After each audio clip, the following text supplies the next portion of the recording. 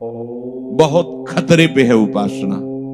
ये जो मोबाइल है सबके पास है छोटा है गले में टांगेंगे, बड़ा है गले में। गाड़ी से उतर रहा तो मोबाइल है, रिक्शा चला रहा तो मोबाइल है।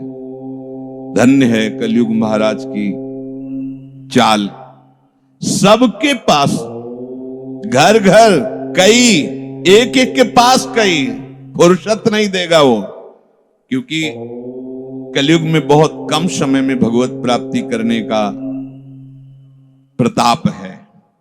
जो शास्त्र सम्मत जीवन और भगवान नाम निरंतर तो बहुत कम समय में, जो 10-10 हजार वर्ष तक हाथ उठाए दाहिने पैर के अंगूठे के बल खड़े मंत्र जप करते, 24 घंटे नाम जप से वो प्राप्त हो जाता है।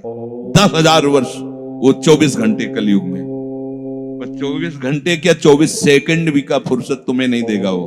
कुन जा रहे हैं साधु समागम करने, संत दर्शन करने, घंटी बज रही है ऐसी घंटी बजती है प्रभु से विमुख करती रहती। पहली सबसे बड़ी हानि तो ये कि हम अंतर्मुख हो ही नहीं पाते। आप बाथरूम जाके बाहर निकलिए तो पहले लगे किसी को मैसेज तो नहीं आया, किसी को, और कंपनी का था। हमारा चिंतन, बार बार चिंतन, समझो परमार्थ मार्ग के बार बार चिंतन, पूरा का पूरा साधन चौपट करने का बहुत बढ़िया व्यवस्था है। अच्छा अब मन नहीं लग रहा, गेम है उसमें, और मन नहीं लग रहा तो संसार है उसमें, जो चाहो सर्च कर लो, जो चाहो। अब आप सोचो, जिन बातों का चिंतन सर्वनाश कर सकता है, भगवान आदेश कर रहे हैं, उन बातों को आप दृश्य में देख रहे हैं। अब आपका क्या होगा? गाढ़ चिंतन, बस यही लगेगा कि जीवन का परम लाभ यही है जो दृश्य देख रहे हैं। मान जाइए, ऐसी भूल कदापि मत करना। वृंदावन में बैठे हो, जिनसे गलती हुई वो भगवान सर्व सामर्थ्यशाली है, मिटा देंगे। आज जो भी हमारी बात सुन रहे हैं, कभी अपने मोबाइल में गंदा दृश्य नहीं देखेंगे, ये नियम लें।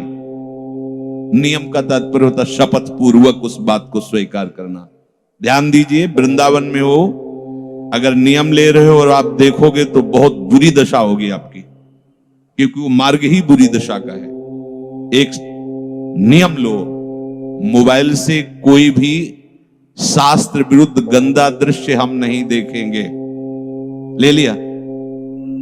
ध्यान दीजिए, सब बच्चा बच्ची, संत और गृहस्थ सब श्री जी को साक्षी करके वृंदावन धाम में ये नियम लो कि हम व्यभिचार संबंधी, गंदे आचरण संबंधी, भगवत विमुख करने वाले दृश्य बातें हम नहीं देखेंगे।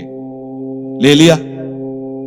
अंदर से देख लो, क्योंकि पकड़े जाओगे। एक दृष्टि में ही तुम्हारा एक्सरा हो जाएगा कि तुम कहां हो। सर्व सामर्थ्यशाली प्रभु है। अगर फिर चूक करोगे तो तुम्हें कोई नहीं बचा पाएगा, क्योंकि धाम मां की तरह करुणा रखता है और श्री जी अपार वात्सल्य समुद्र है। इनको साक्षी करने के बाद यदि गलत कदम किया तो आप समझ लीजिएगा कभी दृश्य मत। ये बहुत ही घातक, बहुत ही नाशकारी बात है, आप लोगों को समझ में नहीं आ रहा। अरे जब शास्त्र आज्ञा करता है कि कोई पक्षी अगर मैथुन धर्म से युक्त हो, एक बार दृष्टि चली जाए तो प्रणाम करके दोबारा दृष्टि मत डालना।